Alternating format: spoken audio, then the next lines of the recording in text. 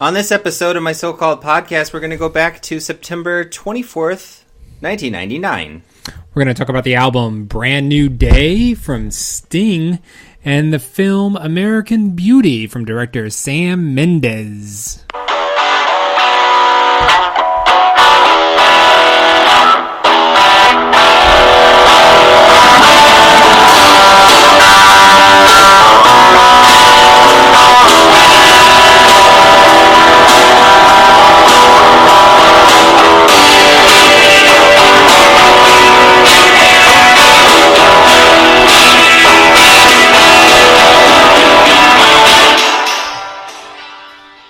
Hey, welcome back to your favorite podcast. Hey, it's my so-called podcast. Everybody's favorite podcast. That's what I said. Yep.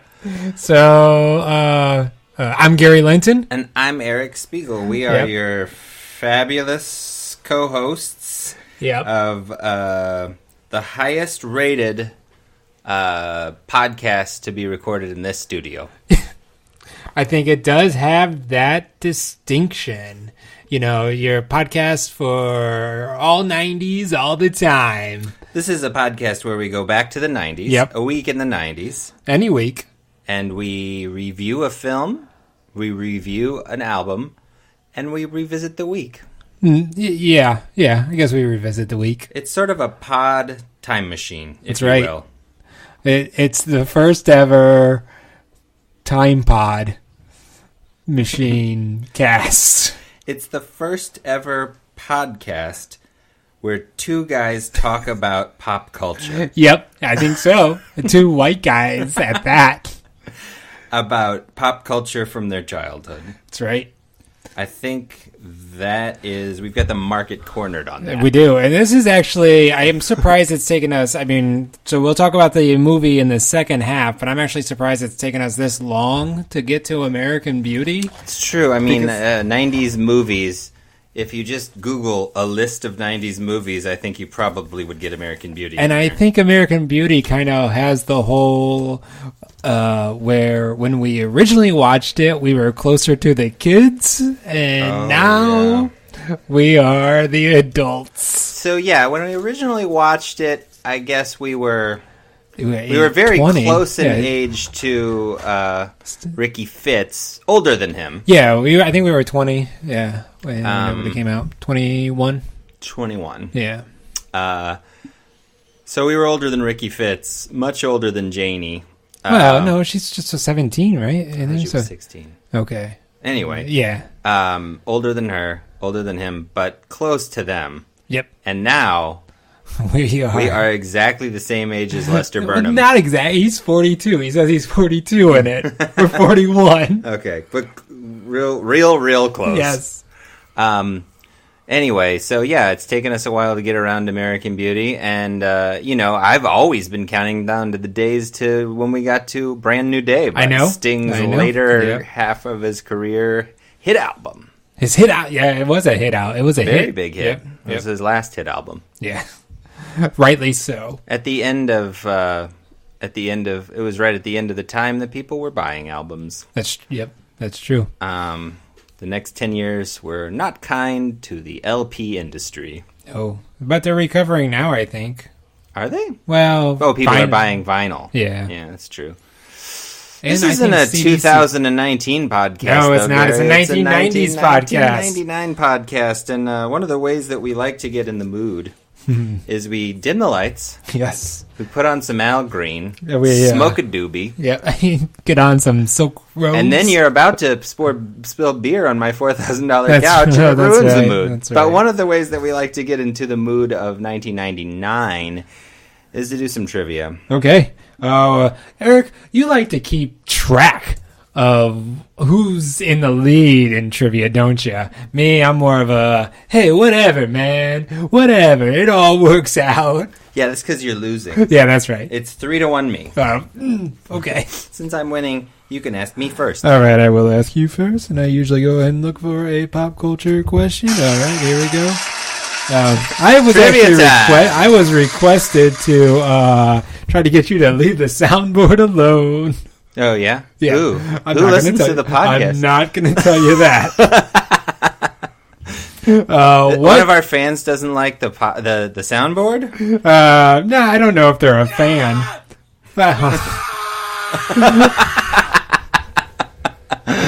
All right. What Saved by the Bell star served as a tag team partner of a pro wrestler dubbed the Blue Meanie? No, I think you already asked me this So question. too, I think you need a new question. A new cover. We've done too much 1999 stuff. We have... that was a pop culture question, though. That's why I was...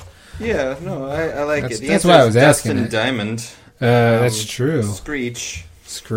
He also was... Here, I got a card. I have a card. You want to ask me another one? I do. I'm going to ask you another one. I'm going to scan it real quick. All right. What was the original name of the heroine in Romeo and Juliet according to the movie Shakespeare in Love? Who was the heroine? Yeah, what was the original name of the heroine in Romeo and Juliet according to the movie Shakespeare in Love? I think it's a joke in Shakespeare in Love. I think it's like Romeo and Juliet and Steve or something like that. Well, no, that's no. Oh, you mean it was like Romeo and and Angela? Yes. Okay, so I'm gonna go with Romeo and Angela. It was no, not Angela. Ethel. Romeo and Ethel. Okay. Yep. That's. Wait. Is that? Wait. So you got that one wrong. Romeo and Ethel. Yeah. Okay. Shakespeare in Love. Yep.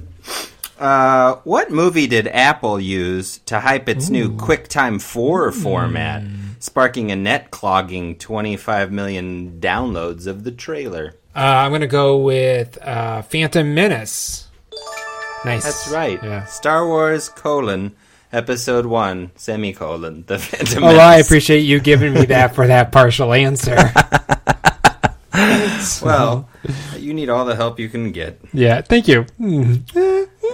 What sitcom spoofed Austin Powers by hiring 4-foot-tall Debbie Lee Carrington to play Mini Mimi? Oh, that'd be the Drew Carey Show. That is correct. A retired politician celebrated his 75th birthday with a parachute jump, then observed, "Old guys can still do stuff." R.I.P. That would be George H.W. Bush. That's right. That was really more Jack Nicholson talking. That was, yeah. Wait till they get a load of me. Wait till they get... Hey, it's me, George Bush. No. Did you watch the Golden Globes? I did not, no. One of my favorite gags that they did was, what's his name, Andy Samberg and Sandra Oh. They were like trying to do the corniest intro of all time, and they're like, "This next presenter hasn't flown over a cuckoo's nest. He is as good as it gets, and the stars are shining tonight. Please welcome Steve Carell." That's pretty good. Okay. So I've asked you two. This is your third and final question. Yep. What video game hero must unseat King K. Rool in a 3D update of a Nintendo classic? Link? No. Oh. Is that your final answer? It's Donkey Kong. Oh, Donkey Kong. That's right. Unseat Donkey Kong 64. King K. Oh, wait, Rool. sorry. Yeah, that's wrong. You got one right. I got one right. Yep. Okay, if you get this one right, you'll get 3 right. No, I did. Yeah, yep. I'm keeping track. Yep. What news magazine was scheduled for 5 primetime hours every week by 1999? Shoot. I'm going to go with... It's not 60 Minutes. I'm going to go with... Dateline? Nice! Dateline. It was on 3 or 5 nights a week. That one, I pulled that out of my proverbial butt. I'm glad you didn't pull it out of your actual butt. Exactly. Just your proverbial butt. Thanks for making it interesting. Now it's 4-4. Woo! Ooh. Okay, yeah, just stop. Everybody loves trivia. They do.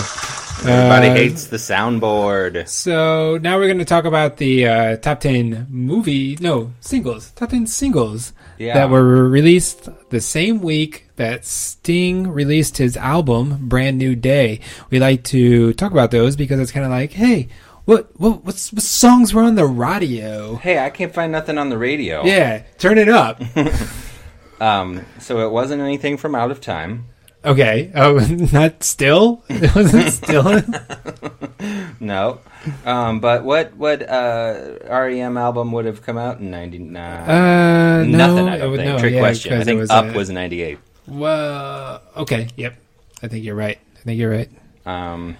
Right. So the week ending of September 24th, we would have been looking at these songs. Garrett. Okay, they were the top 10 singles, top 10 singles, right? Number 10, Someday, dun-dun-dun, when the world has passed me by, dun-dun-dun, look around for another try, then I fade away. I mean, the song sounds familiar, but I'm not going to be able. What is it? Sugar Ray, Someday. Oh, okay. That's their follow-up to Every Morning off of the 1459 album. Which, at least they had a good sense of humor about it. Yep. Because they were right. They were right.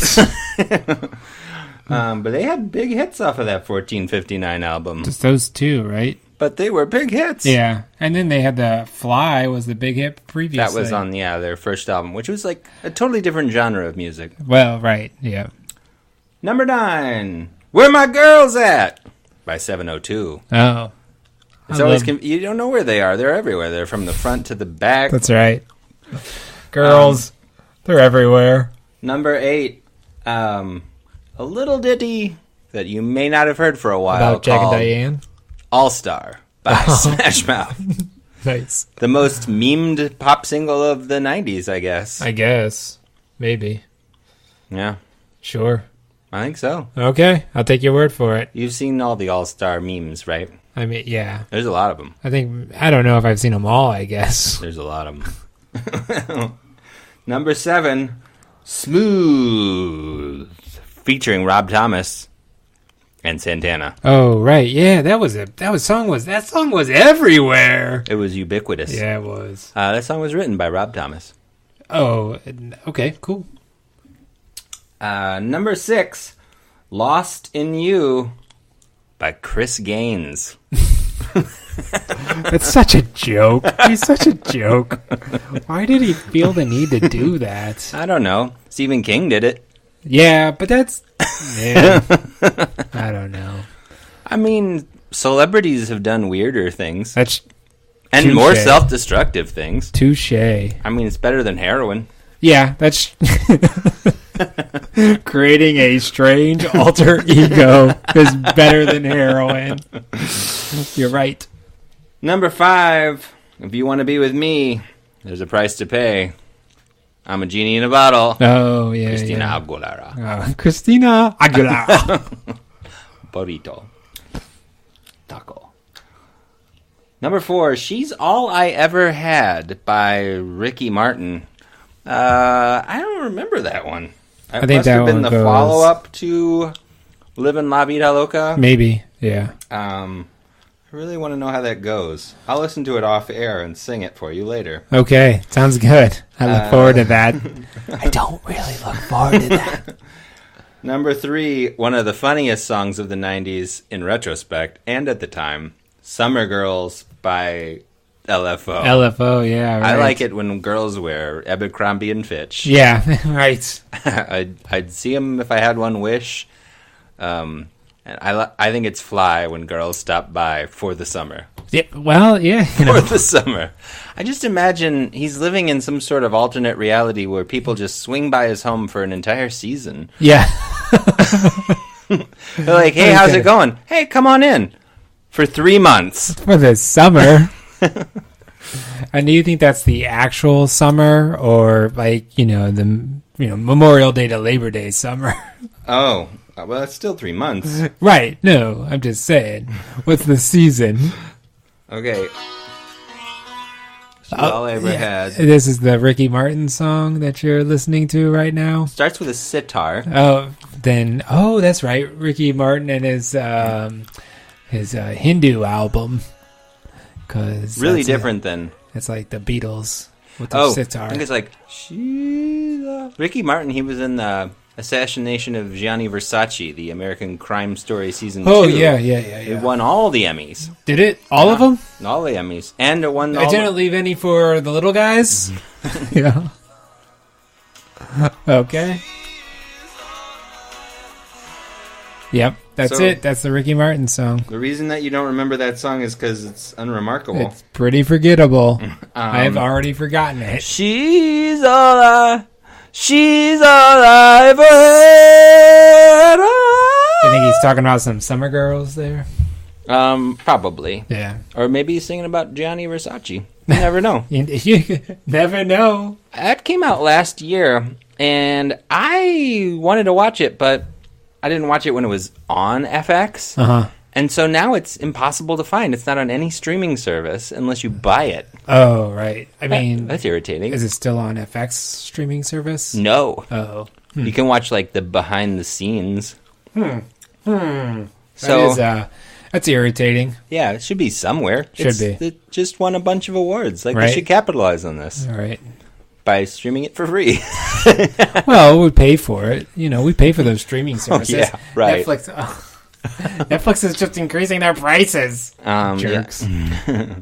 To what? I think it's $12 or what's it, $11, and it's going up to $13. I might turn Netflix off for a couple months and just see how it goes. Yeah, it'll be fine. I'm thinking There's about other doing stuff that now. I'm thinking about doing that, but what was LFO Summer Girls? That's number one song. Oh no, I'm still doing this. Okay. Number 2, Bailamos. Let the rhythm take you over, Bailamos. Yeah. Yo quiero Taco Bell, Bailamos. Enrique Iglesias. Now, that's not me being racist. It's just me not knowing Spanish. Okay. I'm a little of both. A little column A, a little column B. Well, it's mostly ignorance, which is the bedrock of racism. That's true. There's no hate That's here. True. Number 1, Unpretty by TLC. Ooh. That's their follow-up to No Scrubs. Yep. So apparently there were some major albums released like 6 months before this because they're on their second or third single at this point. Oh, yeah, you're right. Yep. Because Someday and Unpretty and She's All I Ever Had. Well, Eric, I'm surprised that second Sting's Brand New Day didn't have any songs in the top 10. I mean, it was a big hit. It was, but Desert Rose was the second single. Oh, okay. And that was the one that was a really, really popular Was song. the first single After the Rain Has Fallen? No, that was the third single. Okay, the first single was Brand New Day. Brand New Day. Okay. And that probably was released a few weeks before this, but that wasn't a mainstream radio hit. That was more of a Target hit. Okay. Or Venture. Oh, right. Kmart. Right, yeah. I think Venture is still closed down in 99. Okay, Eric. I mean, it was more of an adult contemporary hit, whereas Desert Rose was on, pop, commercials, top 40. Jaguar commercials. Mm-hmm. Yep. Mm-hmm. So, Eric, a guy in the 70s, a huge Police fan, goes into a coma. And he wakes from he's a huge Police fan in the 70s? Yeah, well, I guess... How about the early 80s? Yeah, I guess you're right. Did they start in the late 70s? I think so, but... I guess their big hits were the 80s. Yeah, I mean, they were done by the 86, right? I think they were over by... yeah, I mean, Synchronicity is their last album, but also their biggest album. And what year was that? What year was Synchronicity? I'm going to say 84. I'm looking this up for you. Okay, the late 1970s. So 1979 is Regatta del Blanc. Outlandos d'Amour came out. 1980? No, 78. Okay, so he's a huge fan of, like, Roxanne, for example. Okay. So, he goes into a coma. That album is, let's say, 10 months younger than me. Outlandos d'Amour. Okay. So he's 20 years older than me, and he loves Can't Stand You Losing You, Roxanne, and So Lonely. Yeah. For example. And so either when he wakes up out of his coma in 1999, either you are handing him Sting's A Brand New Day, like right away, and like, you gotta listen to this, or you're like, you don't need to hear it. You're a huge Police fan. You don't need to hear this album. Well, I think that's a pretty softball either or, but I'm glad that you finished your sentence. Thank you. I mean, there's a lot more Police albums you could listen to, this theoretical person could listen to first. Oh, sure. Right. I mean, I guess if he digested all of those, then we would sit down and we would have a long talk about the mid to late 80s and what happened to a lot of different people. Okay. Yeah. You know, Reaganomics. Don Henley. Yeah. You know, Fleetwood Mac. Paul Simon. Oh, wow. What are you going to say about Paul Simon? I'm just saying that Graceland sounds different than Simon and Garfunkel. Yeah, that's true.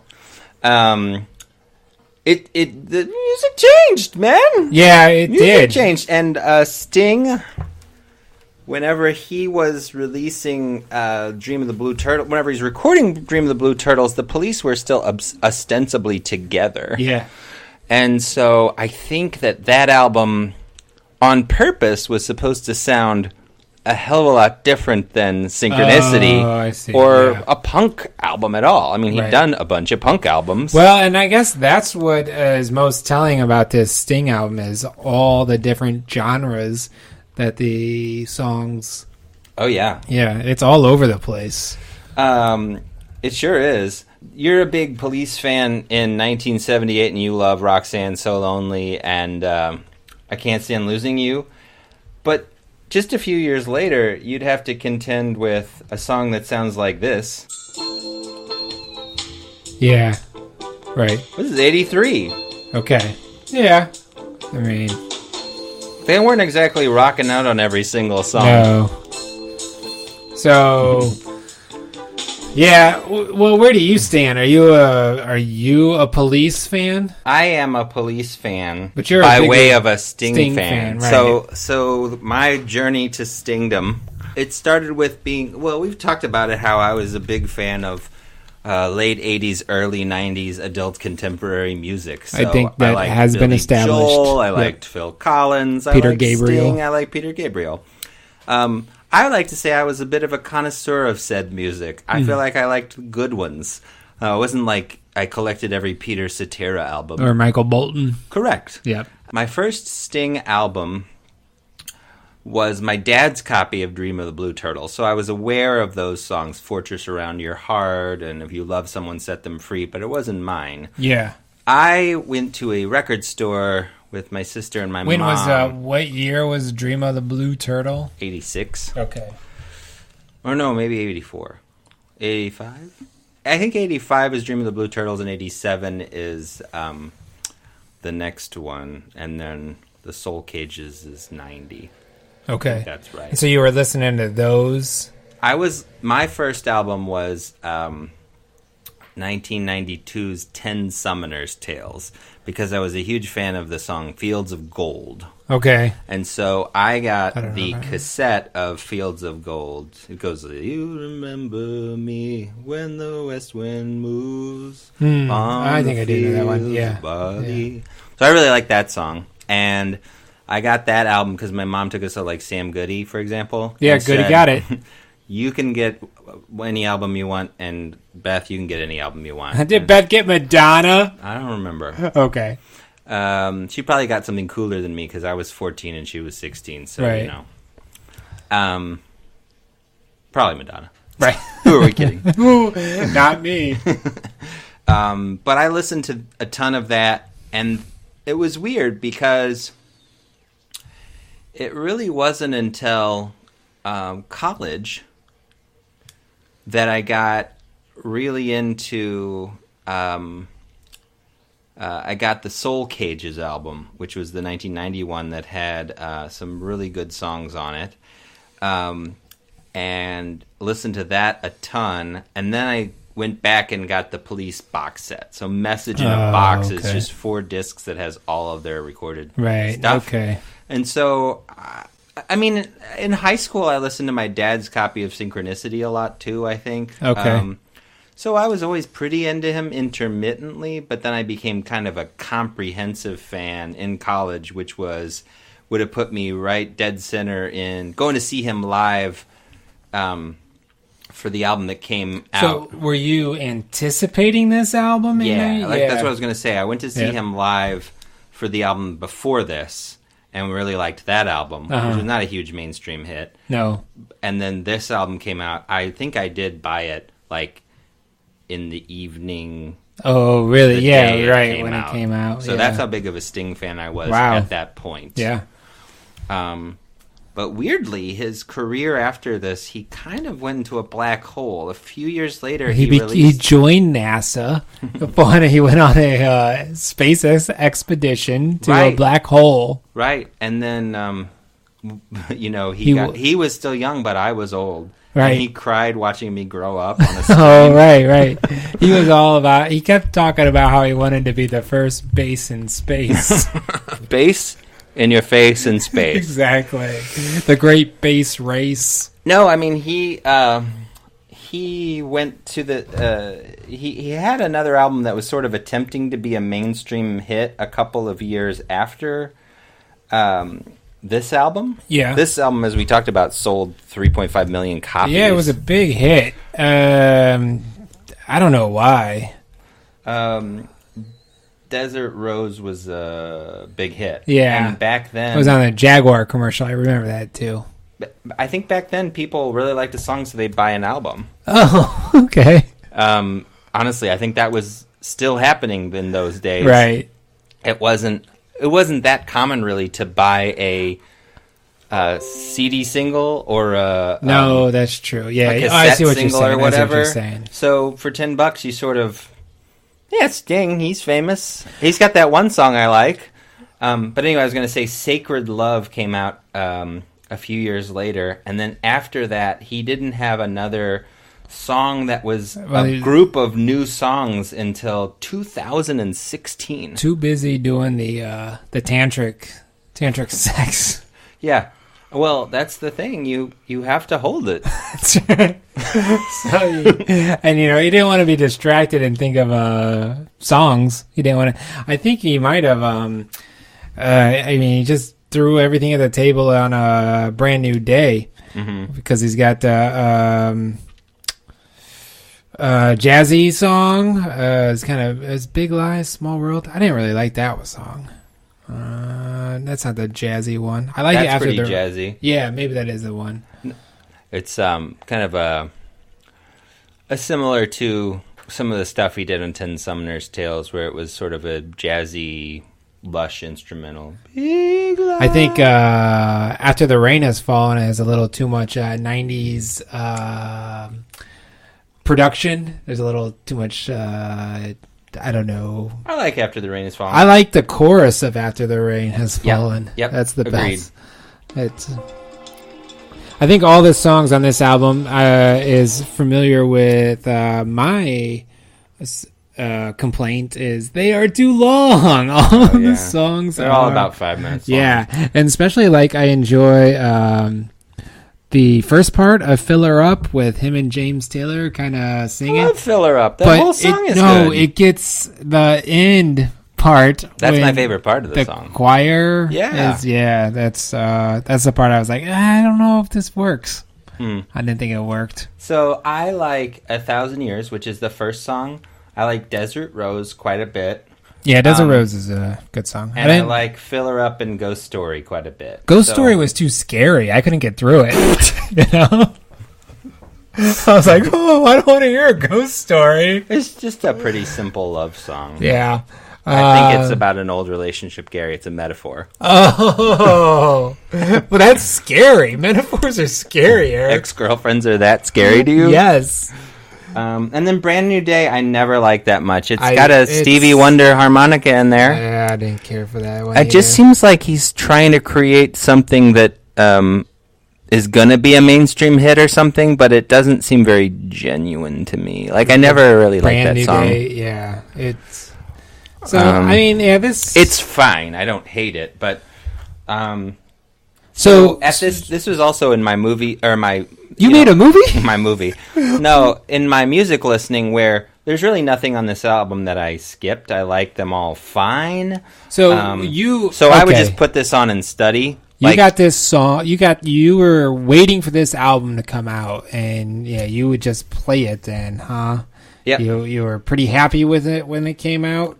I was happy with, like I said, 4 out of the 10. Fact that 4 out of the 10 I really liked, and the other intermittent ones were okay. After The Rain Is Falling, like you said, it has a good chorus. Yeah. It's the chorus is a good part on that song. Perfect Love Gone Wrong, I think that might be the one that I skipped because it's got like an extensive French rap interlude in the middle. Oh, right. Well, and is that the no, that's not the instrumental, the prelude to the end of the game, right? Isn't that the beginning of it? It's a kind of a real long intro. Oh, yeah. Well, it's only 21 seconds. Oh, maybe then that's... Apparently there's a song called The End of the Game that they cut off the album. Oh. So there's really only 9 songs. Right, yeah, that's not... But that's actually not uncommon for Sting. I mean, this is a fairly, take it or leave it, good Sting album. This is fairly... During his glory period, which I would say started with Dream of the Blue Turtles, followed by Nothing Like the Sun is the 87 one. Soul Cages is 91. That's my favorite Sting album. Soul Cages? Like trapping your soul in cages? Followed by 10 Summoner's Tales, which I told you was my first. Then Mercury Falling, which I have a soft spot for. And then this one, which is 99. I really don't think that there's much that has been released since then that I've really dug. I tried to listen to Sacred Love, the one I told you about when it first came out, and I tried to psych myself up into liking it. Yeah. And I just never really liked much on it. I listened to, for this podcast, 57 and 9th, which is the one that came out 2016, and nothing grabbed me, but, I mean, I only listened to it once. So really, he's got this period between 85 and 99 where he's really doing some good work, but it's really very different than Police songs. I mean, it's really different. Yeah. I was never, growing up with MTV. I mean, that's been established that I had MTV. You had cable. Yeah. And the Police, Every Breath You Take video, and there was another video that they had.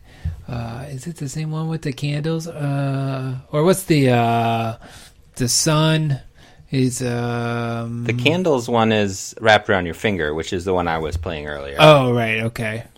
Maybe that's it. And I was never a big fan of the Police. Oh, really? Yeah. I just never got into them. You don't even... Well, I mean, for me, I knew Wrapped Around Your Finger and Roxanne and some of the other major ones, but I think that they are a band that reward digging into the catalog. I guess, yeah. I mean, you like King of Pain? You like that song? I mean, that's fine. I like Weird Al Yankovic's parody of King of Pain. Boo. What? What about what about So Lonely? That's a great song. No, I just never got it, and I heard what I heard, and I never really looked more into the Police. Too? Nope, never really listened to it. You know this song. You can't tell me what I know. Oh, this is a huge hit. You don't know what I know. So, and then Police solo, or Sting solo stuff was I never even looked into it. Well, you know some of it, I'm sure. You know, if I ever lose my faith in you. Yeah, I knew that one. And then I'm surprised you don't know Fields of Gold. Desert Rose. Oh yeah, so you were aware of Desert Rose? Well, because it got played a lot. I know. For me, I don't know what's. Right. I know all of it. Sure. So I don't know what people the know, the plebes know, like you. Yeah. And then I remember hearing After the Rain Has Fallen. That was saying that. Englishman in New York, that gets radio play. That's from the second album. The best remembrance I have of Sting is his Simpsons appearance. Shh, Marge, he's a good digger. I actually don't think Bart is a big fan of yours. Shh. Yeah, that's funny. Yep. It's one of my favorite little. But my favorite, I guess my favorite solo Sting song. I told you that my favorite album was The Soul Cages. Yep. And on that album has my two favorite solo Sting songs, which is All This Time and Why Should I Cry For You. So you should listen to those at least. Humor me. I mean, I didn't... Although I could make you listen to it. It's from 1991. Yep, that's true. I mean, I didn't hate listening to this, but all the songs went on longer than... You're always in a rush, Gary. Just read a book and listen to the music. Yeah, I come from that punk sensibility. That was what I really got into. Maybe we could do a podcast where we listen to like 1950s pop rock. Those songs are like a minute and a half. Yeah, I'll do it. Let's do it. I mean, in those days, you'd have 10 songs in an album. They all sort of sounded like the same song. And then they'd be done in a half hour, 20 minutes. Then you could go to bed. Exactly. Which is what I really want to do. Just go to bed. I'm so tired. So as you can tell, it's hard for me to be objective about Sting. When I was listening to this, when was the last time you listened to this? I'll put Fill Her Up or 1,000 Years or Desert Rose on like a mix every once in a while. I'm glad you don't put Ghost Story. That's scary. Yeah, Ghost Story doesn't fit on a mix very well. Oh, it's scary. Don't even say it. But yeah, it has actually been a while since I listened to the whole album, and it really made me feel like it was 1999 or the year 2000, because I think I think around that time I might have had like 15 CDs. Oh, so yeah, you didn't have much.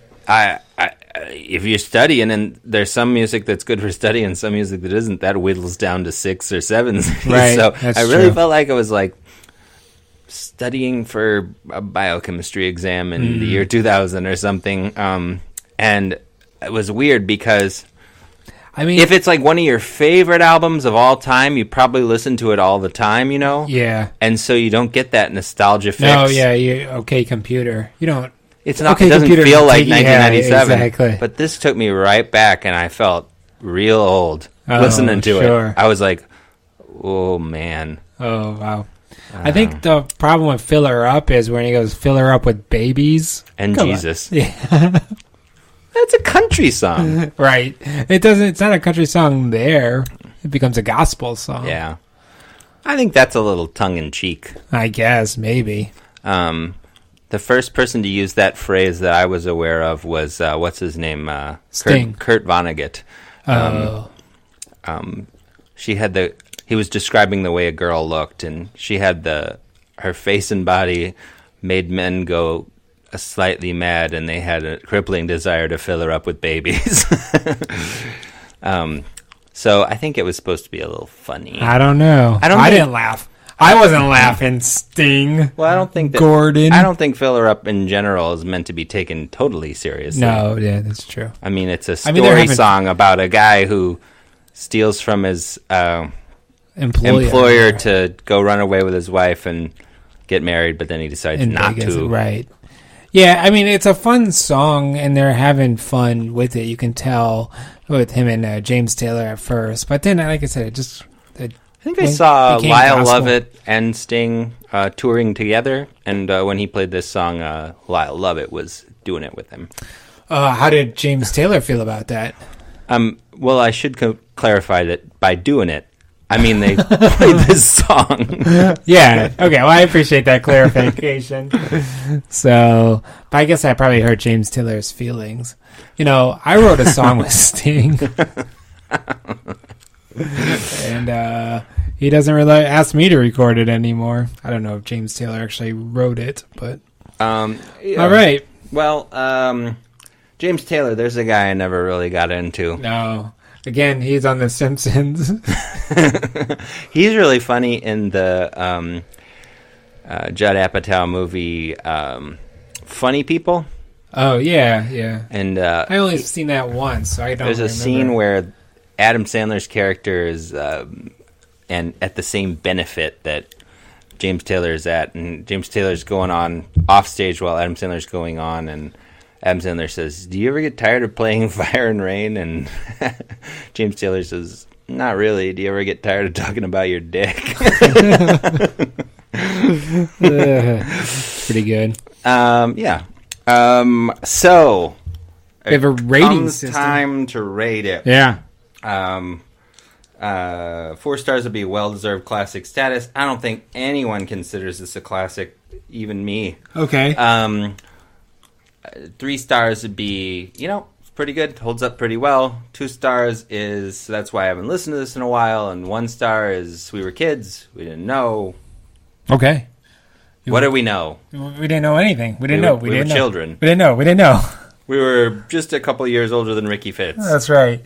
You want me to rate it? You rate it? I give 3.5 stars. I'm going to give it 2.5 stars.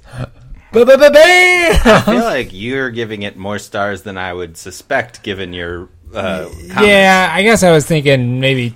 I mean, no, it's. I enjoyed parts. You will never listen to this again. Probably not. No. So, I mean, 2 stars? I guess you gotta get talked down to 2 stars. You do whatever you want. I feel like you're too easy a grader. I probably am. But like I said, there were parts of Sting is songs. not listening to this podcast. What? They were fine, 2.5.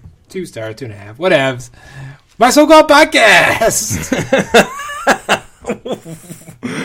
You're trying to sex up the joint here at the end? Yes. Well, come on back in the second half whenever we will be reviewing American Beauty. The album, the Grateful Dead album? No, that's from 1970. Uh-oh, we're going to have to talk about something.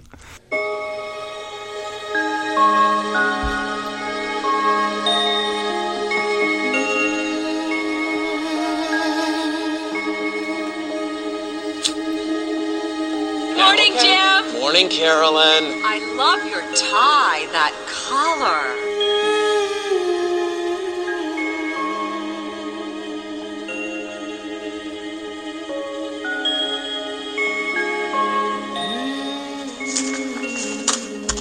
Nice going, Dad.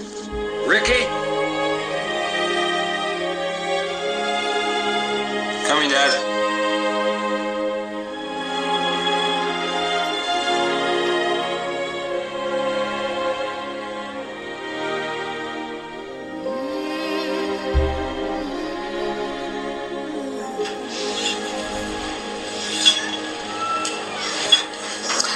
What the hell do you think you're doing?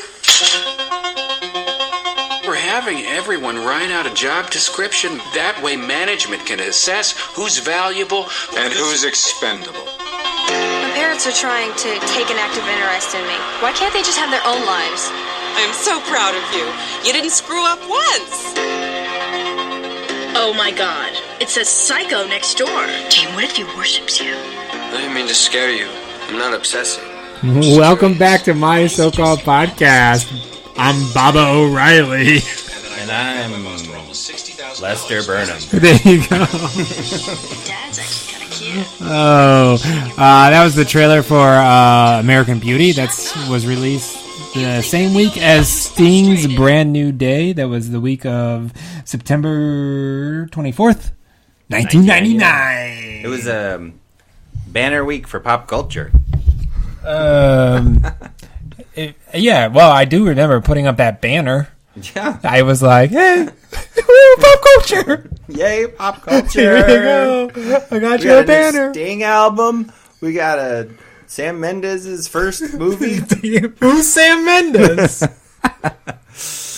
Welcome back. Yeah. Well, yeah, so I did associate Bob O'Reilly with that movie, but I don't think it was in the movie. It wasn't. The Seeker was. Yeah. And I think there was another Who song, maybe? Yeah, it was a lot of Lester's, so that was, we'll get to it. Yeah. Hold your horses! Hey, listener, calm down. We're going to talk about American Beauty in just a second, but we're going to talk about what other movies were out the weekend that... Wait, so you're telling me American Beauty didn't suck up all the movie energy and there weren't any other movies out that week? Well, it was kind of like that. Okay, but there were still movies. There were still other movies you could go see. Okay. I assume most people were still going to see The Sixth Sense, but wow, I'm looking at this. From August 6th to September 6th, which is 1, 2, 3, 4, 5, 6 weekends. The Sixth Sense was the number one movie in the country. Sure. 6 weekends in a row. Hey, you wanted to go see. Is he dead? He wants to see dead people. Oh, yeah, I remember that tagline. Who wants to see some dead people? That's right. The Sixth Sense. Dead people? The Sixth Sense. You want to see some dead people? I can show you some dead people. That's right. We know you like dead people. Then you'll love The Sixth Sense. Dead Again. Starring Kenneth Branagh and Haley Joel Osment as... Yep. And yeah, M. Night Shyamalan still doing his, coming out with Glass. Yeah. He had sort of a return to form with the movie Split 2 years ago. I haven't seen Split. I kind of want to check it out now, though, because, yeah. Because Glass is getting such terrible reviews? Yes. Split was good. I managed to watch Split without knowing what it was. I don't know it either. I've been able you to know avoid that Glass exists. Well, that's true. So, but I don't know what happens at the end. I know some. But it's an enjoyable movie without it having anything to do with Glass or Unbreakable, which is why it's a good movie. Right. And Glass apparently is just trying to connect two very different movies. Oh. So I could see that it may not be all that great. Yeah, right. I liked Unbreakable. I liked Unbreakable, though. Unbreakable's... if somebody said they thought that was better than The Sixth Sense, I would say they were not a very good film fan, but I would not say that they were the worst film fan. Right. You can listen to ours talk about The Sixth Sense. We all enjoyed that. I really liked Unbreakable. Yeah. Whenever he came out with The Sixth Sense followed by Unbreakable, I was like, wow, this guy is the new Spielberg. Yep. He is Breakable. What's the word I'm looking for? Infallible. Infallible. Unfathomable. I couldn't fathom him. Which is, I guess, how people felt about The Last Airbender. Yeah. And that one where a tree attacks Marky Mark. The Happening. Yeah. The most generic thing. Something happening. Marky Mark. There's a lot of really great gifs from The Happening. Oh, yeah. That's the gift that keeps on giving. Do you want me to go ahead and give the... That's probably the funniest thing you've ever said. Oh, that hurts. I've had plenty of gems. I'm just saying it hit me right in the solar plexus. Okay. Do you want me to tell you the top 10 movies that were out? I do, but we were having some fun grab-assing over here. Yeah, that's true. So the confused Marky Mark is the one I'm talking about. Oh, yeah, I've seen that. I think I've responded with that gif.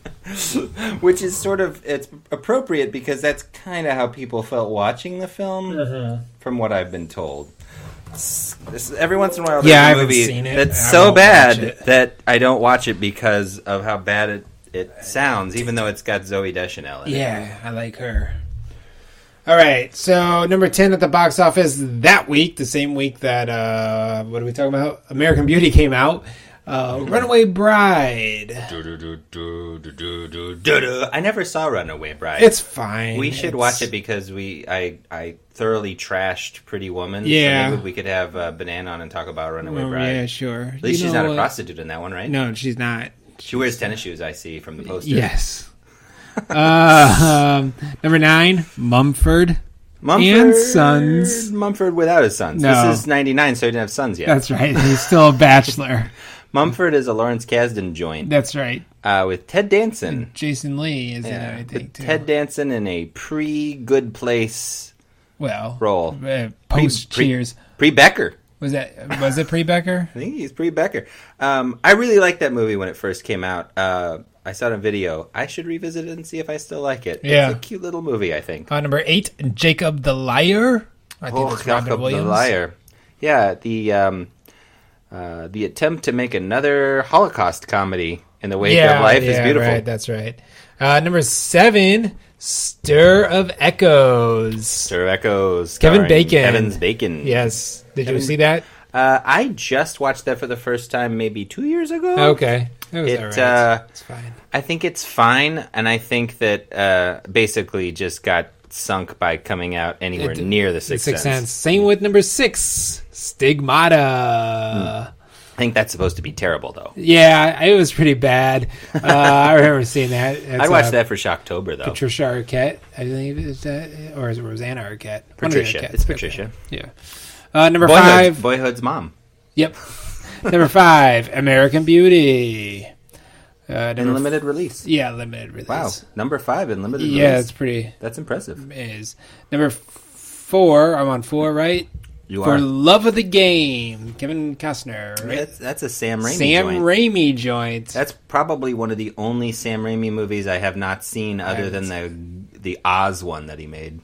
You remember he made a sequel to The Wizard of Oz that came out with James Franco in it? I've seen that. It's okay. And it's a Disney. I mean, it's harmless. It's a harmless family movie. The Wizard of Oz one. You're really selling it up. Yeah. So there was a Jack the Giant Killer that came out like a year after that.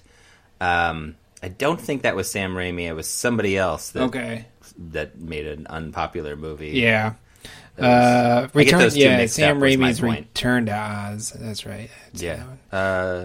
Oz the Great and Powerful, it was called. Oh, that's right. Return to Oz has Fairuza Balkan. That's right. I've seen all of them.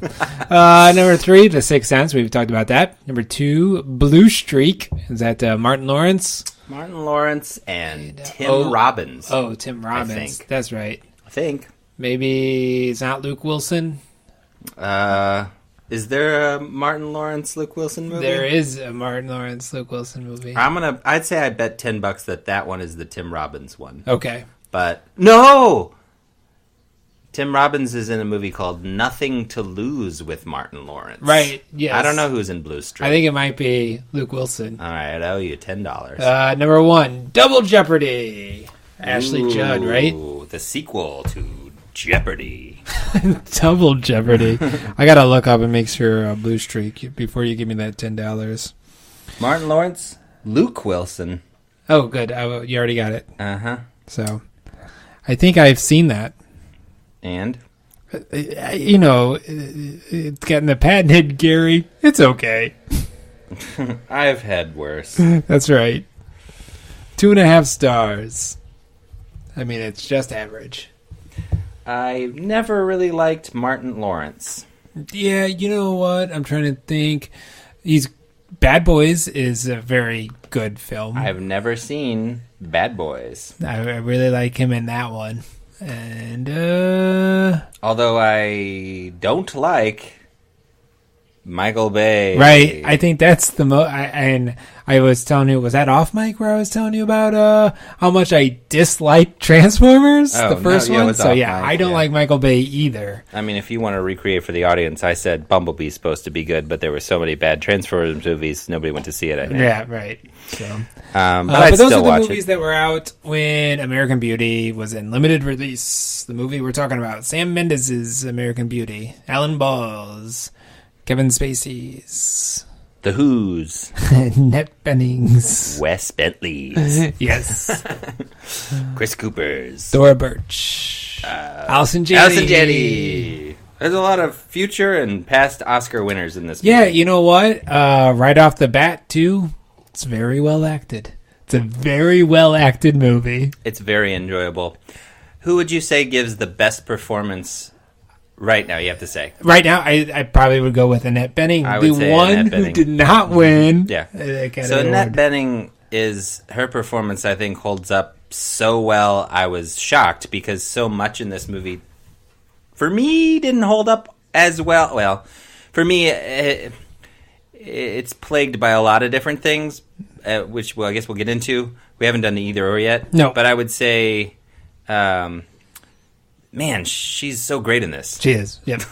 She's great. Every single scene. She's Yep. so great. Right. Well, she's always great, though, I think. Like, she's just really a great actress. Yeah, I think so. I mean, she's having a not time. good in terrible movies, but, like, Well, The Kids Are All Right was a few years ago. She was in that. Oh, yeah, Mark yeah. Ruffalo, Julianne Moore, Mia Wasikowska. This is a really good movie, and she was great in it. But yeah, she's sort of an underappreciated genius. Gary, okay, Eric. so let's say you have to decide one way or the other, not your wishy-washy 2.5 stars. Okay. When this movie, so I'm going to do a prelude to my either or, like I want to do. Yeah, Okay. yeah, of course. I mean, I can stop you if you wanted, if I could. So I'm not sure if I'm right about this, but I think I am. And everybody uses Rotten Tomatoes now. Oh, yeah.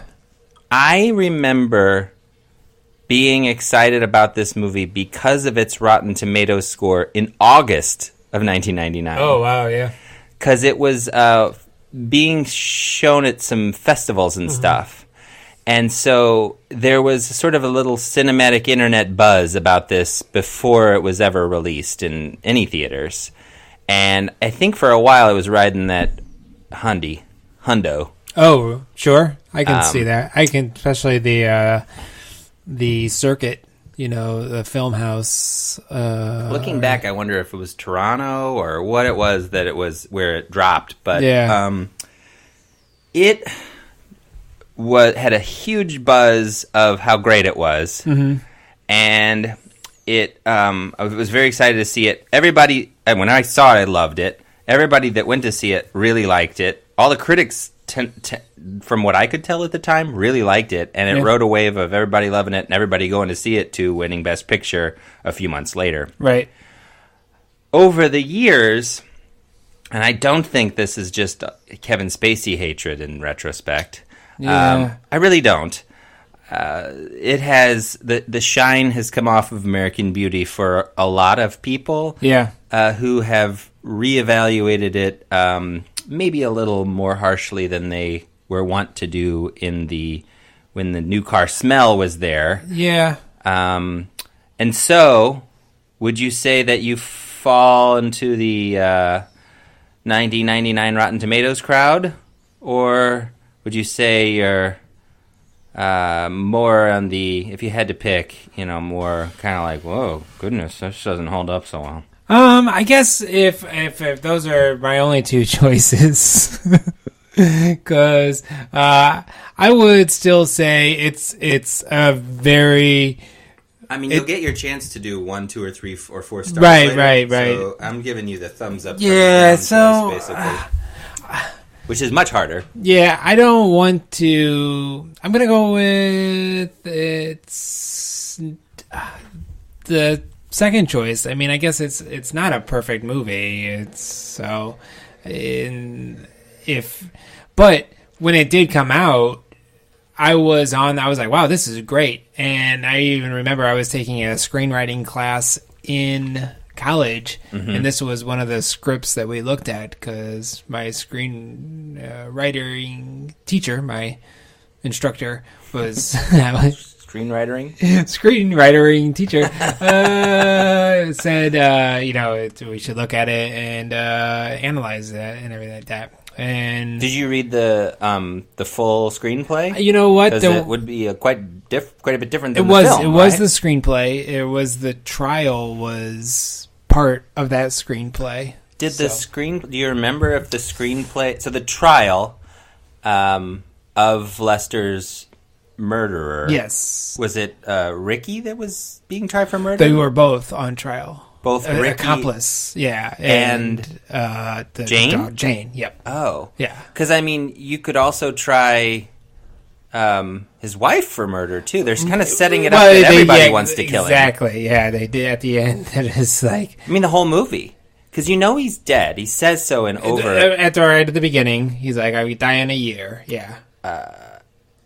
And I feel like throughout the whole movie, they're just sort of foreshadowing that anybody could kill him. Well, and they even do that at the end, too, where, like, you know, they even draw it out even more, where you see the gun, you know. And that's true. Just the gun, and then you're kind of left wondering still, who did it? Who shot him? I guess I didn't think that because I knew. Yeah. It's hard to forget who did it when you watch it. So, for the listener that's never seen American Beauty, I do recommend you watch it. Yeah, you should watch it. But we're going to spoil the hell out of it. Of course, it's 20 years old. But it had a trial. It had the murder be a bigger part of the story, not just the very last thing that happens in the movie. Yeah. And that was that filmed? It was trials. Can you watch that anywhere? I don't know. That's a good question. If they have the deleted scenes or anything like that. I have the DVD from the mid 2000s, and it's the awards edition, and I don't think it has that in it. But it's an extremely changed film with that. My question would be: is all of the Sunset Boulevard, post-mortem narration in the screenplay? Yeah, you're right. That's a good question. I don't recall that. Because you could imagine that he substituted that for the trial. Yeah, right. Because that's an easy fix too, to get that in there.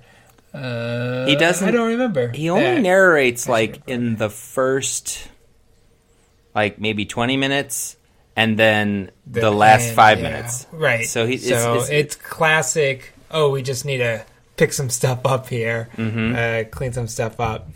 So let's go. American Beauty is the story of Lester Burnham. He played by Kevin Spacey. And his family. And they live in the suburbs. Yeah. And he is not happy. He's being as... I would go so far to say as he's numb. Yeah, exactly. He's feeling says empty. That. He tells it, and that's what I was saying. He tells he's 42 at... that hit me like a punch to the face. Exactly, right? I was like, oh, wow. Oh, no. I'm not in the same spot he is, though. I don't feel... But he was 40 when he made the movie, so I think that's why he deserves the Best Actor. How old's your daughter? My daughter, 17. You're in a pretty similar spot he's in. Well, I don't... Yeah. We got those two younger kids. That's true. So. Carolyn is his wife's name. His daughter Jane... Ricky, who lives next door, Jane's best friend, Angela Hayes. She was, I think this was and introducing Mina Suvari kind of a movie. She was in American Pie also. Same year, right? I think so. You're right. 99. Weird. Yeah. Which was first? I don't know. The chicken or the egg? The pie or the beauty? Yeah. There's a lot of movies that start with American. There are, yeah. What's your favorite movie starting with American? Sorry, that's not fair. Yeah, right. American Movie is really good. Yep, the documentary about making a movie. Apparently, Mina Suvari is in Kiss the Girls. She's probably somebody's daughter in that. Oh. She was in one episode of ER. So it's not introducing. Two episodes of Boy Meets World, Kiss the Girls, one episode of Chicago Hope. What a traitor. She was on ER and Chicago Hope with Allison Janney. Her character's name wasn't Allison Janney on Chicago Hope? No. I never watched Chicago Hope. I know that it had Oh, you Inigo know what? Montoya No, I'm on thinking it. of Christine Lottie. Yeah, Yes. yeah. Allison Janney was on The West Wing. West Wing, yeah. Okay. But yeah, American Pie was the summer of '99, and then the fall of '99 was American Beauty. So Lester is unhappy in his family life, unhappy in his career, and basically the movie is him learning to love his life. Because basically at the end of the movie, he's like, yeah, I'm good. I'm good. He is rebelling like a child throughout most of the film against the man, mostly, portrayed by his wife as the man to him. Well, also yeah. his job, but he quits that pretty early on in and- scenes that are incredibly like Fight Club. Yeah, I've always put this and Fight Club at the same. Well, they came out like a month apart, I think. The scene of Edward Norton walking happily through the office and the scene of Kevin Spacey happily, those are they're the same scene in my mind. Yeah. And it's like, oh wait, yeah. Yeah, and it's definitely a case of the zeitgeist kind of arriving on a certain topic or something that's resonating with people at the same time from two totally different places. Yes. It comes off. It came off. So you're saying that's what the movie's about. One of the things that I noticed this time is the movie is about that, sure, but it's also about 100 other things. Well, and I guess I noticed that too. And it does a fairly good job. And I guess we got to say that Alan Ball, is this the only movie he wrote? Because he was he wrote and directed a movie called Towelhead a few years later. Okay, because he comes from sitcoms. He wrote on Sybil and Grace Under Fire, and then he went to more television. So he kind of got this expanded universe, multiple, more people to write for. But it does a good job of like... Well, 6 Feet Under is a much more layered and interesting existential drama than this is, because it's so many different characters and so many different things that happen. It feels a lot like American Beauty. And that's what he did right afterwards. Yeah. Right, you're saying like this could have been a season of TV? Well, I mean, I guess that's just, so he introduces, we meet Lester first, and, we not only do we have his voiceover, but we kind of spend a little time with him. Mm-hmm. But then we go to Carolyn when she's doing the selling the house. Yeah. And so then we get her, and then we get Janie. What do we got? We see Janie's third, and we see her at her cheerleading performance that her parents are going to attend. So we get introduced to Janie and Angela. Oh, right. In that scene. Yes. Then we circle back to how Angela affects Lester, which is the magic realism / dream sequence portions of the movie. Yeah, I mean, I still like that too, because I think it's just kind of it was a fun. I mean, the main scene of Mina Suvari in a rose, with the rose petals coming, that's kind of the famous scene from... She's also in a rose bathtub. Yeah. And then at the cheerleading scene, she has roses fly out of her shirt as she's opening it. Right, yeah. Because the American Beauty is a rose. Right. Why is this movie called that? Because I read, I don't know it, but apparently the American Beauty rose is a very pretty flower, but then you got your thorny underneath. So it's like poison taught us. Every rose has its thorns. Exactly. It has particularly a lot of thorns. So on the surface, they're closer. Yes. Which was the tagline of this movie. Right. On the surface, they're a perfect American family, but underneath that surface, there's all that They're thorniness. smoking doobies. Yes. Um, This movie would be different now. It's I always thought this movie was set in California, but I don't think it was. it was made in California Yeah. for $15 million. But then that's it all was, it costs to make this movie. Sure. Oh, wait, a lot of people driving around in cars. There's an extended 2. Kevin Spacey driving in a car, Singing. Freebird, and then Annette Bening driving in her car singing. He sings American Woman, Yeah. and she sings Don't Rain on My Parade, which I really enjoy that there are those mirrored sequences that they have their own musical taste and they get their own.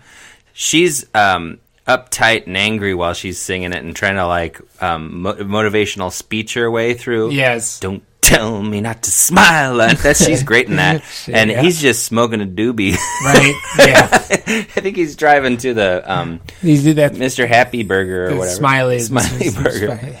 We haven't gotten to Ricky Fitz. He's also a big character in the film. Yes. Yeah. He's next though. He gets introduced, and like when we do get introduced, it's through the camera. We see him at first. He's recording everything. Ricky Fitz likes to record stuff. Which is funny because, like, now everybody does that all the time. Yes, that's But right. in 1999, he was this mysterious artist because he was always recording normal things. Exactly. And the camera kind of like, we're through his camera, then we go and see, he's filming it, and then we spend some time with his family, you know? Correct. Yeah. Ricky has a mysterious past. He's quiet, confident. He's a drug dealer. His father is sort of the epitome of late 90s toxic masculinity. Oh, yeah, he would hate Gillette at the moment. Right. So he would hate almost everything about 2019 except for the president. that's true. Because he's got a Nazi plate. That's right. So, yeah, and so that's the first 30 minutes of we just meet these characters, and it kind of sets the bar for all 4. Not a whole lot happens in this movie. No. It's just these characters interacting. Yeah. Making life changes. Certainly the characters change quite a bit. But there's not a lot of plot, and I think there might have been originally in earlier versions of the screenplay. I guess Alan Ball was inspired to write this because of the Long Island Lolita. Amy Fisher, yeah. Which I want to say not everybody thought Lester's crush on Angela was as creepy as it is back then. Like, I don't think anybody was like, I mean, Jane is totally grossed out by his crush on Angela. Appropriately so. Yes. Did you feel like it was the creepiest thing in the world, or did you feel like, well, Nina Savari's hot? Now or then? Then. No, yeah, I don't think I thought it was the creepiest thing back then. I mean, do you feel like the movie is portraying it as the creepiest thing in the world? I think it's supposed to be creepy, yes. And I think it could be creepier because it's paired with sort of his rebirth as a human. Oh, right. And his taking back his basically existential, like, control over his life. It has something to do with her. And so it's creepy. Right. And pathetic. Well, and I think, and that hits home at the end. I think he realizes that. He does finally realize that. He goes too far. He goes too far. He does. And so does the film, in my opinion. Yeah. And I think you do not need to see both teenage girls' breasts in this movie. That was unnecessary. Yeah. But and no adult breasts, just children's breasts. Yeah. And Thora Birch was actually underage. She was 17 when she filmed this, and she got to get her parents' permission. But and that was totally unnecessary. They could have alluded to her taking her top off for Ricky, and the next cut is just from like the top of her neck, kind of staring back at him with her bra off. Like, you could just imply that. Yeah, they could have. I don't know why. they needed to show that. That's either. I mean, we're not all Lester Burnham. I think Mina Savari was 20 when she did this movie. So yeah, but I mean, just from a character perspective, like. Yeah, no. I mean, I feel two ways about it. In one sense of the characters, I want to be on Lester's side because, you know, he tells his boss off and he's telling his wife off and he's working at the burger joint. He's lifting weights. He likes the Reanimator. Yep. Yeah. Anybody that likes the Reanimator can't be all bad. Sure. He's got that sweet pot poster in the hanging up in the garage. He's just working out. He's working out in the garage all the time, working out and smoking pot. And he's even got the furniture that probably was in his oh yeah, he's got the Papasan chair. Right, yeah. So he's just regressing it, but he's also rebelling, and in most movies that would be our hero. And you did say you thought the movie was about him. But if we are to look at the movie as sort of more of an indictment of a pathetic American male character, then it's kind of fine that he is super creepy and pathetic. I'm not sure that the movie fully commits to one way or the other. No, it doesn't, because he does. I mean, you kind of talk about that at the end where he redeems it. You know, he doesn't go through with it, and that's him. And the movie wants us to like him, and I think the fact that he loves Janie, he does love his daughter. That's kind of his humanity coming through in that. Like, even at the beginning, there's the fight where she gets up leaves the table, and he goes to see her in the kitchen. Yeah, and he's like, Jane says that he hasn't really said one word to her in many months. Yeah. And then he attempts to talk to her and saying, "What happened to us? We used to be pals." I thought that was probably very resonant. But it's very clear that after that, he doesn't attempt too much Jane interaction. No, right. He still loves her and is interested in her, but he's interested in Angela to the detriment of his relationship with Jane. So, right. He loves Jane, but he's not doing anything about it. But no, except right. for complaining. He's got his other problems. But then at the end, he asked Angela, he's like, well, how's Janie doing? Right. You know, because she'd rather die than tell me. Yeah. But I would say that the same thing goes for Carolyn. He loves her. He loves who she used to be, at least. Yeah, he wants that relationship back. I think, but he doesn't do anything about it. Well, right, he tries to make out with her one time. I think that the movie at least does that, because so many times you watch a movie and it's like, well, why are these people together? You know, and at least American Beauty tries to be like, look, this is why these two are together. And okay, yeah, you know, because you get two characters who are fighting in a movie, and you're like, why are these two even married in the first place? It doesn't. And so American Beauty at least lays the groundwork to be like, look, these two characters were in love at one point. Well, they both changed quite a bit from the time they got together. And that scene there where he does play onto Annette Bening, where he kind of tries to start kissing on her, and it's good because she is into it for a sec, you know, until she's like, "Oh, you're gonna spill the beer." Right, but he mishandles that situation too. I mean, put the beer on the table. Yeah, I agree. Right. He is so irritated by what she's become, he can't let something like that pass. Right. But I think the thing that's sad is, like, it seems like they could probably have worked on that. Right.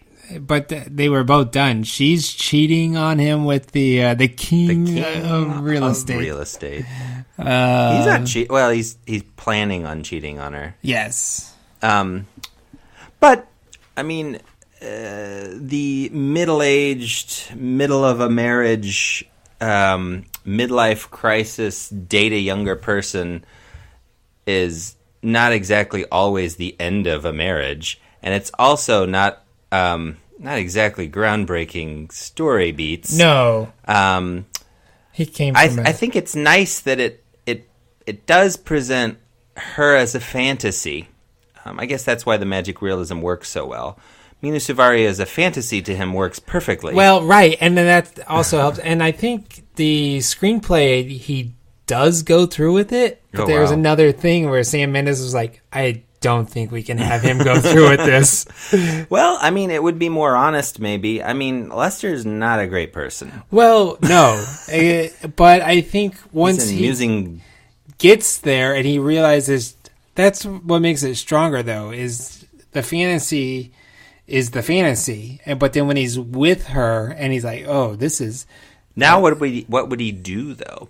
I mean, the problem is that he had something that was driving him that made him feel alive for the first time in a while. So he realized that was a fantasy. It was fake. Now what are you going to do about it? What are you going to do to make yourself feel alive again? And, I mean, that is the classic midlife crisis. I feel alive, right? Yeah. For the first time in a long time. Whereas I feel like Jane and Ricky are well drawn-ish teenage characters that are perplexed by their parents' problems and ready to start their own lives. I mean, these two have terrible parents. Oh, yeah, exactly. Yeah, Ricky's parents. And, Annette Bening beats Thora Birch, too. Slaps her, yeah. When she doesn't get what she wants. She doesn't get beat up quite as much as Chris Cooper beats up Wes Bentley. I think... They're complaining about their own personal problems to one another and to their children in front of the children. I mean, it's just terrible parenting. You know, it is terrible parenting. And I think the movie does a good job, though, of... I like like you said, the symmetry of how they each have their singing in their car scene. Mm-hmm. And there's the dinner scene, both those bookend, where the beginning is... the three of them at the table, and Annette Bening's playing the music, and when you cook dinner, you can choose what music you can listen to. Whenever you've prepared the delicious or nutritious. A nutritious yet savory meal that we're about to partake in, then you can choose the music. I feel like everybody got pretty excited by Kevin Spacey at this point in film land. Well, yeah, it was post-Usual Suspects, right. And it was this was quite a follow-up. Seven, he also did Seven. He had that surprise role in Seven. And he has some fantastic line readings. The classic Kevin Spacey, you don't get to tell me what to do ever again. That's like so Kevin Spacey. But the thing is whenever he sticks it in her eye, however you want to say it, it to Carolyn. I think whenever I first saw this movie, I was like, yeah, screw her. Right. Like when he throws the asparagus against the wall. But now I'm like, what a loser. What are you throwing plates around for, Lester? Right. Yeah, Be a grown-up. He's being pretty immature, but that's the problem. That's the story. He's being immature. Right. But I mean, it's possible that I'm just seeing it differently because I'm 20 years older. Yeah. Like, from a child's perspective, I kind of was on board with him, you know, working out and working at the burger place and whatever, listening to The Who. He certainly seemed happier. Yeah. And there is something important happening that he's taking control of his life. I guess the charitable way to look at it is he's just not there yet. And maybe he would have gotten there if he gotten shot in the head. Right. What do you think about the murder? I mean, I don't know. I guess it was in the screenplay. They had to film it, right? Exactly. I mean, how else would you end it? They kind of I could have done without the mistaken homosexual stuff in general and the murder. I feel like you could have ended it without that. Well, it would have been less sensational. Yeah, I mean... Because the movie really isn't about murder. No. It just happens to end in a murder. And the motivation for murder comes minutes before the murder happens. You know, it's not like it's been building the whole movie. It kind of gets laid out, though. I mean, we see. So I guess we see the misunderstanding of thinking that he might be gay, and then trying to make a pass at him thing. But since he was found out to be gay, and he doesn't want anyone to know that, is why he murders him. I'm assuming. Yeah. Right. So that only happens just a few minutes before he murders him. So it's fairly tacked on. You could do without it. I mean, I don't know if it was tacked on, because you say, like, at the very beginning, he's like, in less than a year, I'll be dead. Right, but that's the voiceover. I don't know if that was originally in there. That probably wasn't it, but the murder was, because it was supposed to start with a trial. You know, we go back. So. Yeah. I feel like that would be a completely different movie. I think so. And not as good of a movie, though. Right, and I'm saying this movie almost just could have done without the murder. If you're going to change it so much, why don't you just get rid of it, you know? Right. I don't know. It definitely feels more important with a murder, with a character dying, I feel like. Who do you think was going to happen? I mean, like, she's still a child. The police are going to go get Thora Birch, right? Because... Do you think 16? I was thinking 17 when she... Yeah. Either way... She's underage. Right. She can't run away with. And... I think their relationship still comes across as fairly believable and one of the more genuine things in the movie. There's that scene where they're talking to one another with the candles and the video camera. I think that's a very clever stand-in for a sex scene. Sex scenes are boring.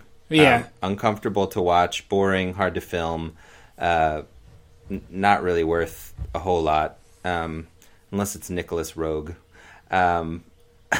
who did well with it. But that scene is a nice stand-in for them. We know they're having sex because of that scene. Yeah. But that scene is probably a much better version of them showing their intimacy than anything else. I really like their relationship still in this movie, and I think it holds up probably better than a lot of the other things. His character, however... Wes Bentley's character? What do you think about him? I don't know. I kind of had a problem with him back in 1999. Did you?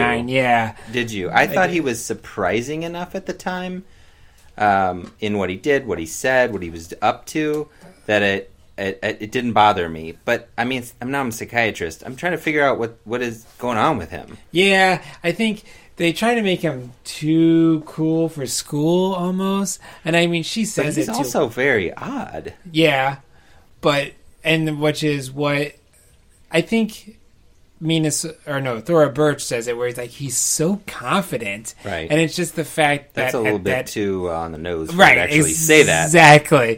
That's where it's like, oh, because he's confident, he's strange and he doesn't... Although that's followed up by one of my favorite Mina Suvari things. Like, I don't buy it. Did you see him? He didn't even look at me once. She has some of the best lines, actually. I think, again, it's all well acted, and I think it's beautifully shot. Conrad Hall doing the cinematography. It's kind of... You think it's beautiful? I think it's kind of ugly and washed out. On purpose, maybe. Well, I guess I go... maybe not beautiful. Maybe well shot. I like all the static shots. Yeah. The long shot of them when they're out smoking pot. That's a great framing. I like the camera movement of the dinner table where they're just sitting talking, and it just slowly pulls. So it's framed by the camera's outside the room, and it pulls into the room slowly as they have to talk. So it's like a static conversation that they're having, but the camera's still moving, and it's like, yeah. Originally, I guess he wrote it to be a play, and it could totally have been a play. Yeah, definitely. I think it'd be a fine play, actually. Yeah, I mean, it would Kind of an it would enjoyable work. play. Yeah, Be kind of fun to do that at your high school. sure. You have to do it with full frontal nudity, though. That's right. Somebody has to be the dad and strip naked in the garage and lift little 3-pound weights. He didn't get naked. He just took his shirt off. He took his pants off, dude. No, Yeah, we saw spacey buttocks in this movie. Oh, did we? Yeah. So we saw Wes Bentley buttocks. Wes is Bentley. Oh, We saw Spacey Kevin buttocks. Spacey. We saw Thor's Birches and Yeah, Mina Mina Suvares. A lot of nudity. According to my wife, teenage girls do not hang out with each other in their underwear. That is not a thing. Oh, well, sure, yeah. Hey, middle-aged men, when you're writing movies, ask a woman. He's a middle-aged gay man at that, too, so... Ask a woman what teenage girls do. Sure. They don't do that. Nope. I mean, maybe Angela might do that to bother Jane, but it just seemed a little pervy. We're not Lester Burnham. No. We don't need to see this girl in her underwear.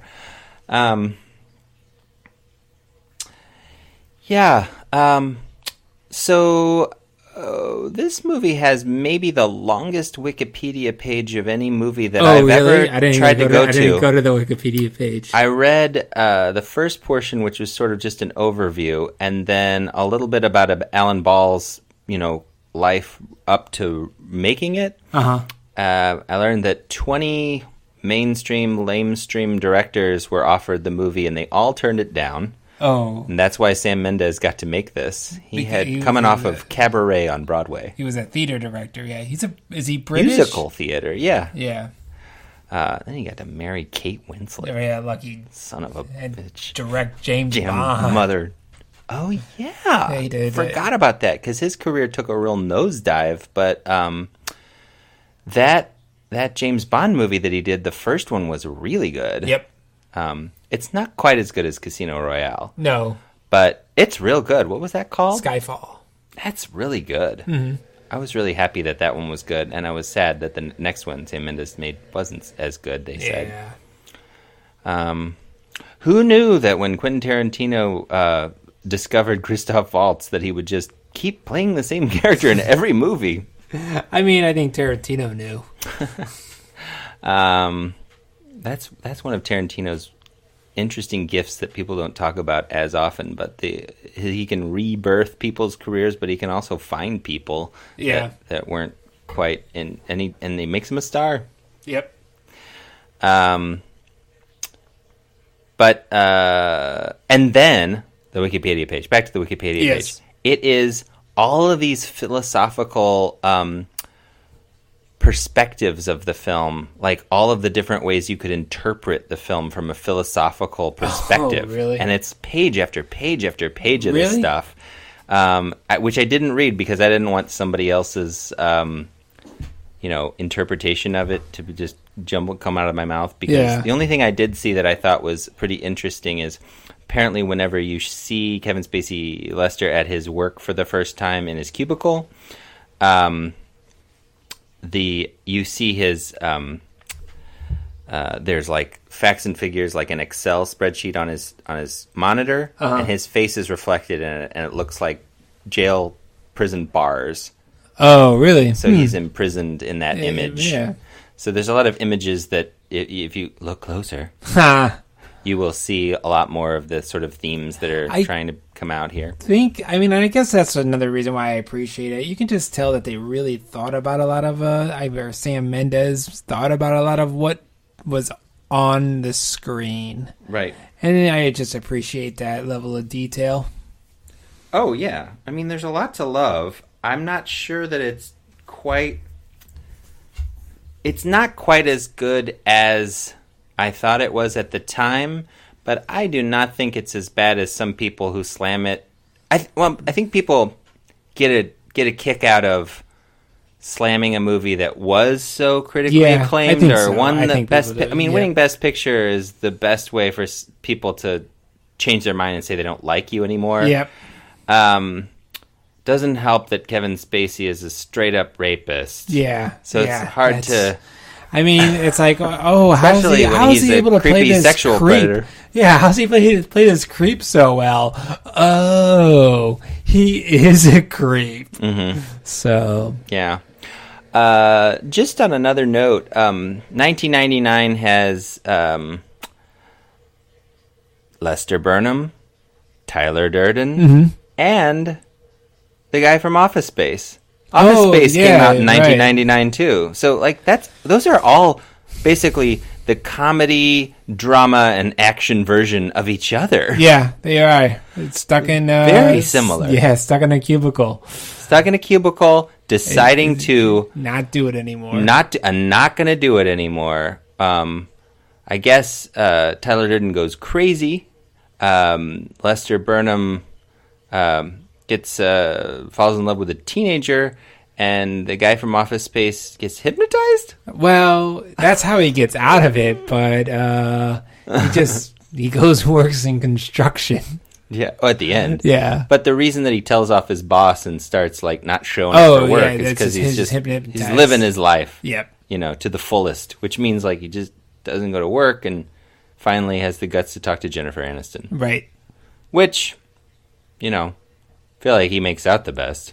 Yeah, of the three. He did. Yeah, he's alive. He's dating Jennifer Aniston. Right, because I guess Tyler Durden's alive, right? Just you met me at a weird point in my life. Yeah, exactly. That's a weird ending. Yeah, it is. We never did that. We did that. We did that.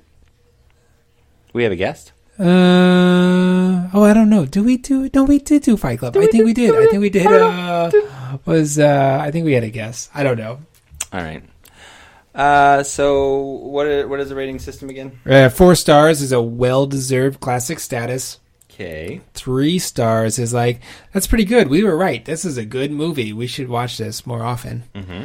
2 stars is like, that's why I haven't watched it in a while. Mm-hmm. And 1 star is, what do we know? We were young. We were kids.